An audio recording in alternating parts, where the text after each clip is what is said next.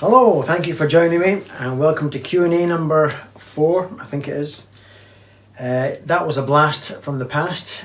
My band, or our band, Rooster, which was me, my dad and his 2 pals from when they were younger in the 60s. So I was the young lad. So I was 27 at that point, playing that song, Crazy. I was heavily influenced by Arlen Roth. So that was my take on how Arlen Roth would maybe cover something like Crazy. He didn't cover that song, but that was in my head. I was thinking Arlen Roth as I was doing that. Anyway, let's get on with it. Question number 1. Karthik Nair, or Nair, I'm not sure how you pronounce that, I'm sorry, I probably got that wrong.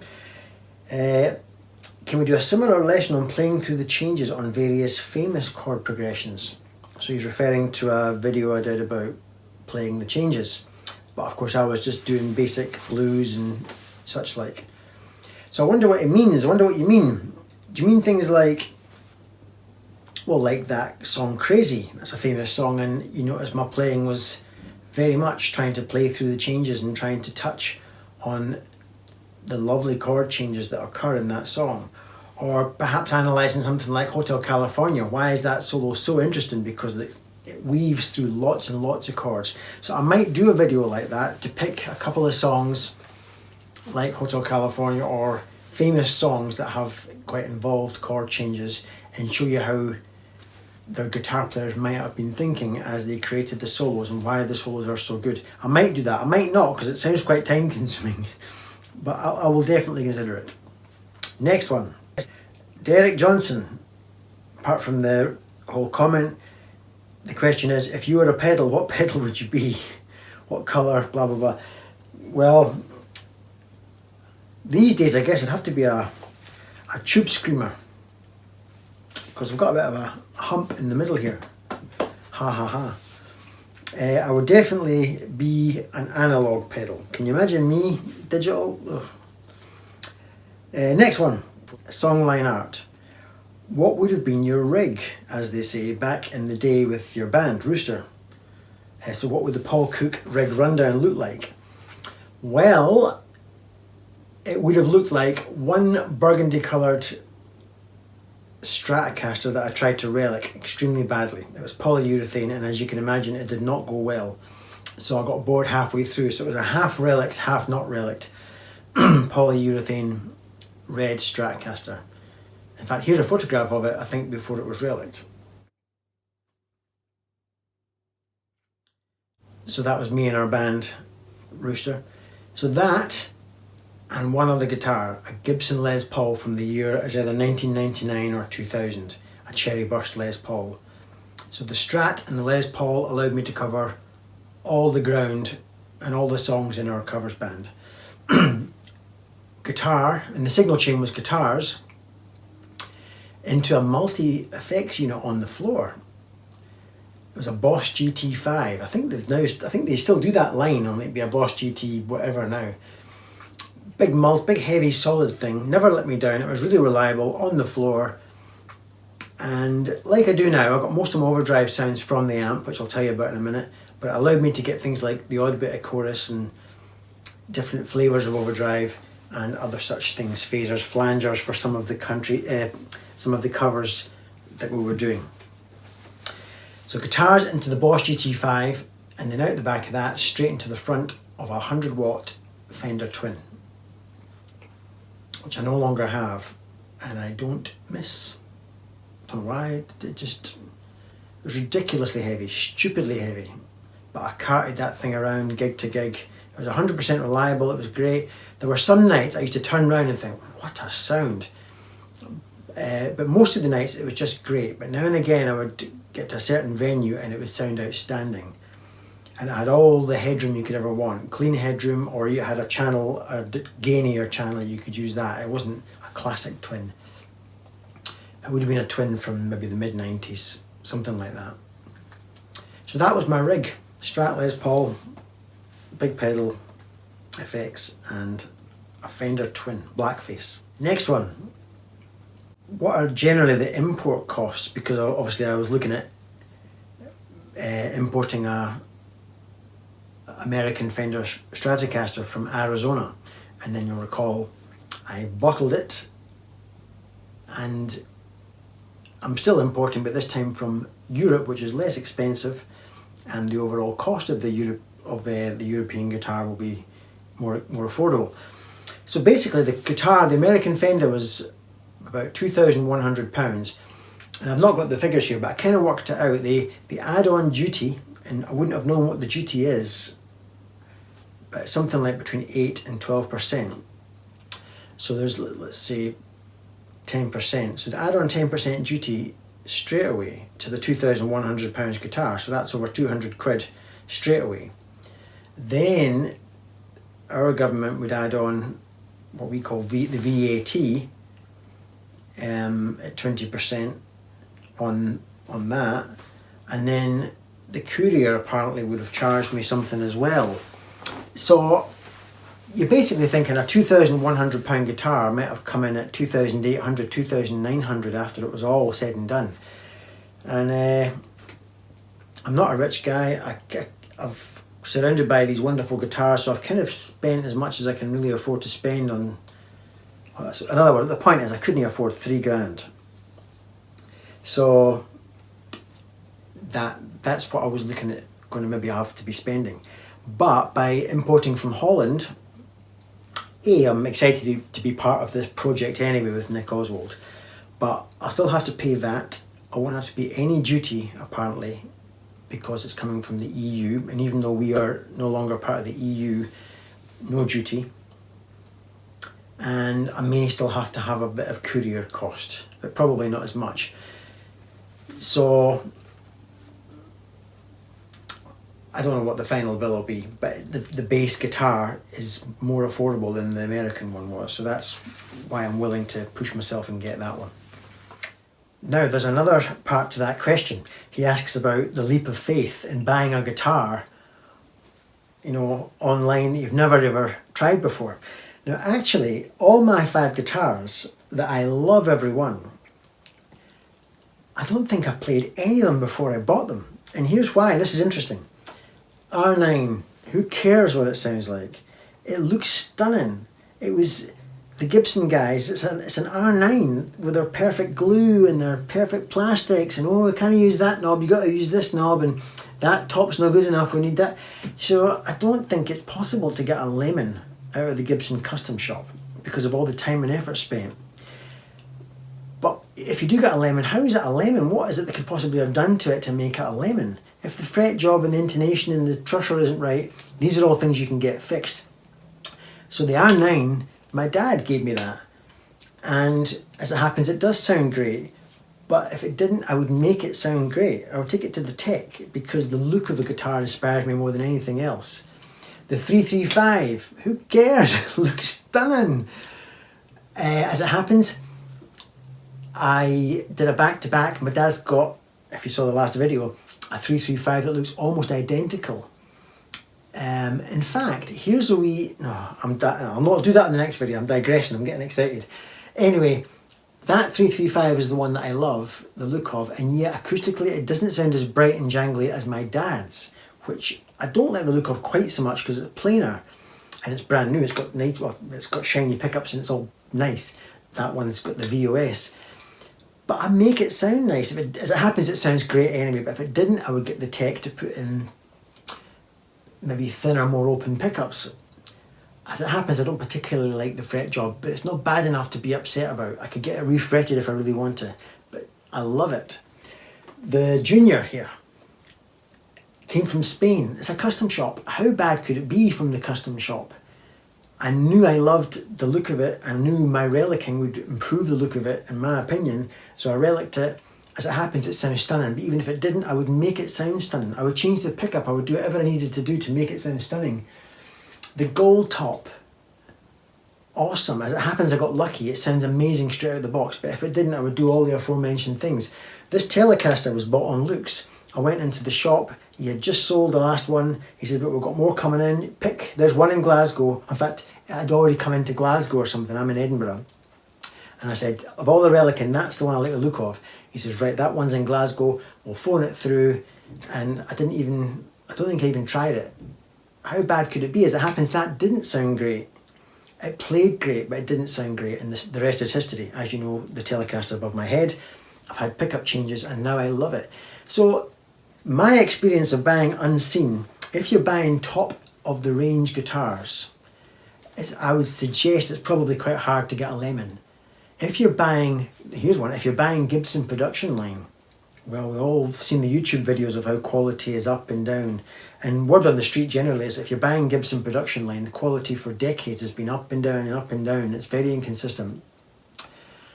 But even then, I mean, how bad could it be? If you talk about poor build quality, what do you mean? Like the frets are a bit rough, well, that can be fixed. The knob comes off, well, fix it.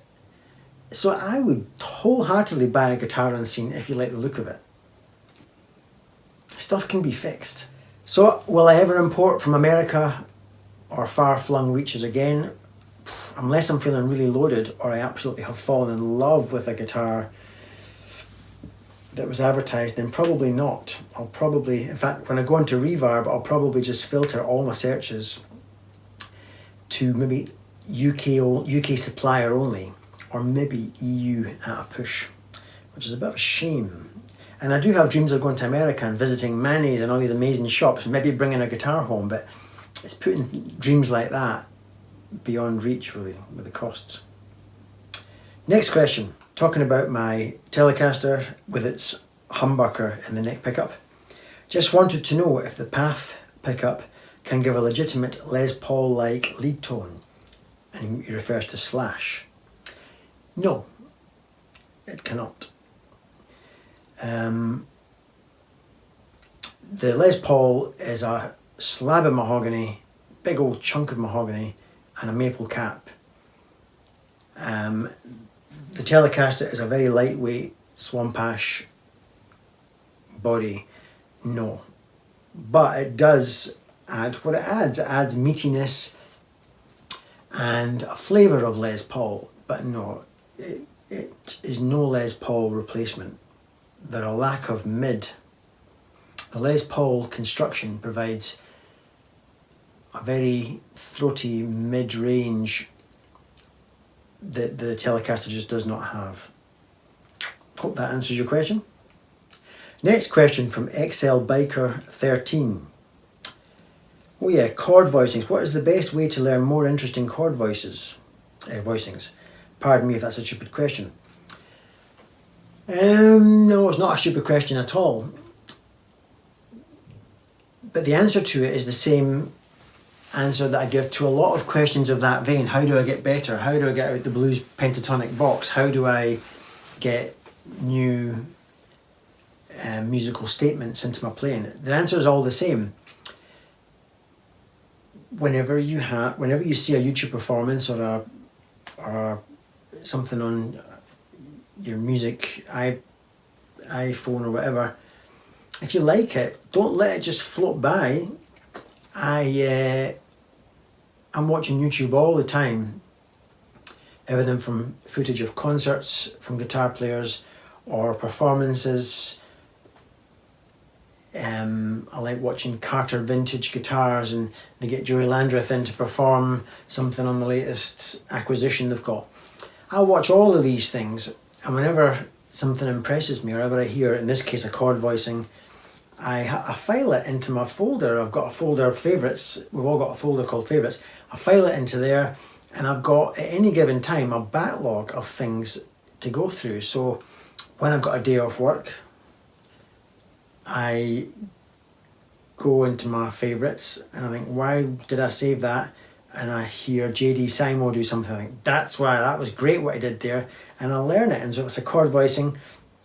I look to see where his fingers are, and then I try to think, what is he playing? Is it basically an A or a B or a C or a D? What's he playing? But what is, and so once I learn what he's doing by looking at his fingers, I try to think, what context did he use it in? So how could I get that into my playing? And that's what I do. So, and I do that with everything from chord voicings to licks to scales and runs to new sounds. I don't let them float by. I don't just go, that was lovely what he did there. No. Remember, I'm a thief. So I steal everything I can. Fast forward years and years of doing that, that's the answer to the question. That's how you build up a repertoire. And if I'm looking for an interesting way of playing an A chord, I've got a big choice of A chords to be able to look through, and what one will fit, what one can I do. So that's the answer to that question. So there's really no shortcuts, just record, store it and learn from it. Next question from Steve Coleman. With all these videos I've been doing with my dad's collection, what's your dad's amp collection like, Paul? Kind of non-existent. He doesn't amplify his guitars, which now that's what I find strange. To have such lovely guitars and not amplify them. Now and again I think he does stick them through an amp, but I don't think he would. I think we're probably talking once every 6 months maybe. My dad might want to comment on this video and say if I'm right or wrong, but he likes the aesthetics and he plays them. And there's another thing I get. Does your dad ever play these guitars? They all look so mint. Yes, he plays them all the time. I would imagine there's not a day goes past when he doesn't play one of them, but he rotates them a bit like what I do with my 5 guitars. He rotates his 25 guitars and gets in different moods for different guitars, but he wipes them down very carefully and puts them away. Whereas I don't. Mine are left with fingerprints, dents and scuffs, and they just lie on the wall, hang on the wall. But amp collection, he has one, I think it's one guitar amp. He has a Fender Hot Rod Deluxe, a tweed covered Fender Hot Rod Deluxe. That amp, not the latest version, the older versions where you go from 0 to 1 and it blows your head off, and then after 1 there's not an awful lot left. They've since fixed that. I think it was their biggest complaint. So he's got that amp, which he really plugs in. Because he was the bass player in our band, he's also got a powerful Mesa Boogie bass amp. And I think that could be it. So he's not an amp guy, not an amplification guy at all. Which I find very strange because he's got these lovely guitars that sound gorgeous. So I don't know why he doesn't do that. He's told me he's not that fussed for it. He just likes to look at them and to play them acoustically. And of course, because he likes Gretsch's, a lot of them will play acoustically because they're quite loud. Next question from Les Moxon Photography. Hi Les. May I ask which looper you use? So yes, I use a Boss RC1 loop station. I don't like it. I have no experience with loopers, but I'm sick of the clunking. Put it off, clunk. Put it on, clunk. Does it have to clunk? The people at Strymon, they know how to do a button. Silent buttons. You touch them and it works. No noise. Clunk, clunk, clunk. So it performs as it should. It totally performs and records things, and the quality on playback is great. But my goodness, can you not make a quieter pedal? The foot switch, that is. And then of course, with all the clunking that you do, off on, the wee retainer screw gets looser and looser.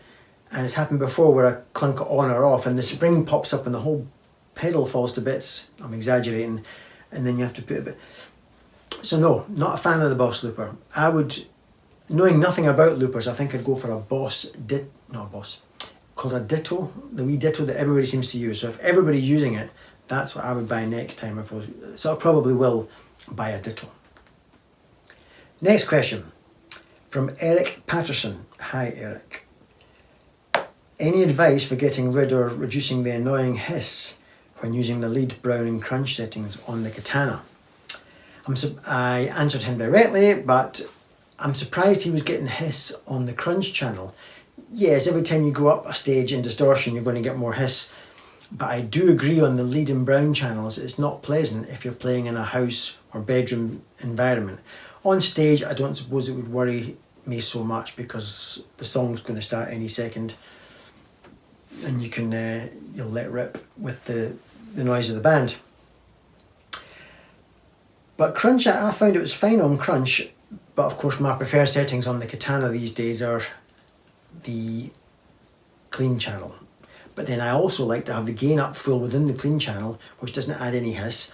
But the minute I turn the booster function on, I do like that, but it does give a little bit of hiss.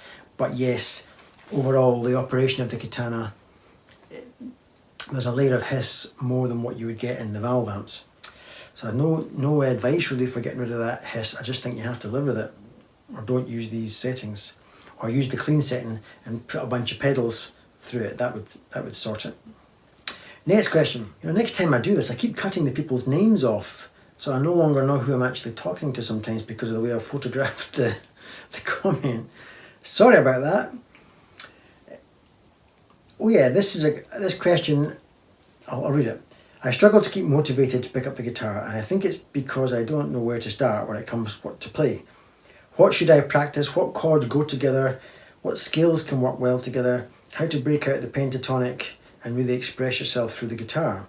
No matter how much I practice, I can't seem to get my playing out of the same repetitive licks and pentatonic box.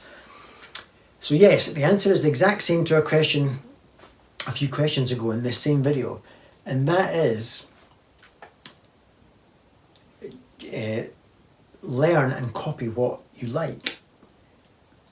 Do it for years, and then at the end of the years you will have a bigger and bigger repertoire, and you will start to be able to zoom out a little bit and see how it all kind of fits together. I don't think there's any other answer to that. So although I've got a big repertoire and a big imagination now to create a solo or a piece, I was 11 years old learning Hideaway. I had no knowledge of what goes together, so I just learned Hideaway from the Blues Breakers album. I learned the Hotel California solo. I just copied it bit for bit, probably played it quite badly, and I just kept on doing that. Then Sultans of Swing came along and blew my mind, so I learned it. I didn't know why it's what I was doing particularly, but I kept on doing that year after year after year after year. So the more you do that, the more you make discoveries along the way. So that to me is the answer. You just listen to music, you love some of it, so you learn and copy the stuff that you love. It helps hugely if you've got a musical ear and if you're a creative person. So by doing that approach and having a musical ear and being creative, you're on a snowball. It's going to keep snowballing and you're going to love it more and more. And the whole thing is going to feed itself. And that's where I am now after years and years of doing it. You notice my answer to this question is not go learn the theory. Now that maybe is the answer for many people, especially if you don't have an ear and you don't have an imagination. Then maybe you would need theory, in which case I wouldn't be the guy anyway. You'd go and see Beato, what's his name? Rick Beato. We've only had one conversation, Rick and I, on a comment, and I don't think he likes me. Every time the guy opens his mouth, he says things like, in order to conceive of lines like this, you have to first understand the Phrygian, and by that point I'm like, what are you talking about? And so I think I went to him and said, you don't need to know that. And he went back to me and he called me a dinosaur. So he's right, probably, because I am an old dinosaur. But yeah, I'm not the guy anyway to ask about theory. But yeah, the next time you hear something you love, unless it's beyond you, I mean, I hear Robin Ford stuff sometimes and I think, it's just beyond me, I can't even begin. But 70% of what he does, I'm saving it, favourites folder. And I go back to it. And YouTube, you probably know this, I didn't know until recently, you can slow it down via the wee cog and you can learn the licks and rip them off note by note if you want. And then go back and think, where did that fit in to the blues scale, and see where it fell outside the blues scale and do it like that. So that's the answer to the question. But I'm lucky, I've got a good ear and I've always been creative. I hope that helps. Right, last question from Greg Cashmore. Give me some advice. I've recently started playing again. What would you say is the cheapest and best way to get a decent sound for my YouTube videos? At the moment I'm just uploading phone videos, but obviously the sound quality isn't good at all. Right, I've since replied to Greg and given him a link to my video I made. I think it's my home studio tour or something, which was a bit tongue-in-cheek because I don't have a home studio, I have a bedroom, and you won't even see a laptop, PC, iPad, audio interface. This is just a room with some guitars and amps. So my tip is this: I am unusual in that most proper YouTubers, the signal chain is bizarrely complicated. They've got an amp, they've got a microphone, sometimes even two different types of microphone at the grill cloth. Then the microphones feed into something on the desktop. I think it's called an audio interface. Don't know what that is. Then the audio interface I think goes into the laptop. And then sometimes they might even bypass their actual amp or might do a line out from the back of their amp. But at this point I'm lost. I can't imagine feeling inspired to play guitar and having to go through that to record something. So I'm really old-fashioned, as you know, but because you seem to like the sound that I get, I listened to his videos, and his videos did sound a little bit kind of like his guitar sound was missing a certain amount of presence. So if you listen to Chris Buck, he's done it the way that most YouTubers would do it. He's got it all lined up with the effects, and he's in Pro Tools, and so the finished product of most YouTubers' videos is very lush and professional sounding. And all the nuances are captured, and if there wasn't enough nuances in the dry signal, they can add some post-production. So that's, if you've got some money and you like tinkering, that's the way to go do it, and there'll be lots of YouTube videos to show you how to record your guitar. But no, here is an iPhone, that's my speaker. Sometimes it's like that, sometimes it's like that, depending on my volume. But I find if I play at genuine bedroom volume, not loud at all, and have a very light touch, the older I get, the more I realise that be your own compressor pedal. By the way, I hate compression effects. That's another thing I want to talk about at some point. I am getting older and older, and the more I realise, God, sometimes I pull the strings too hard. So I need to be my own compressor and play lightly. So if you've got your speaker there and your iPhone there, play lightly. In fact, what I do initially is I put it on, you know, we've all got like voice memos on iPhones. The good thing about a voice memo is when you put onto voice memos and record yourself speaking a message into your phone, you can see the wee blipper going up and down, and if you clip the mic, it'll be obvious because it goes up to its maximum. So just to start off with, play some stuff at low volume, whatever you want to play, and just record it on a voice memo. And if it's just a big solid graph because you're just bluetering the mic, then either turn your guitar down, play more lightly, or push it further away until it's not just a big blob, until you are getting proper spikes. Then you will know how far away to have your iPhone. But I've worked out a way to play very lightly and very quietly on my amps, even though they're valve amps. And so I'm often literally got that as the distance. And I play lightly and nuanced, and I'm thinking at the back of my head, Paul, I know you want to pop that string really loud. Don't do it. Just go in 50% and getting better and better at that. So the result is, I think I can get about as close to a lush professional sound without having to buy all these audio interfaces, blah, blah, blahs. So that's my way I do it. I've got a video showing how I did it. And hopefully that might help you if you want to record your guitar. If I want to play something really loud, I have to put this way back. But I always still have the microphone part facing the grill cloth. That's what I do. Right. I've got loads more to tell you, but I'll save it for other videos. Things like getting rid of some pedals. I want to revisit my pedal board.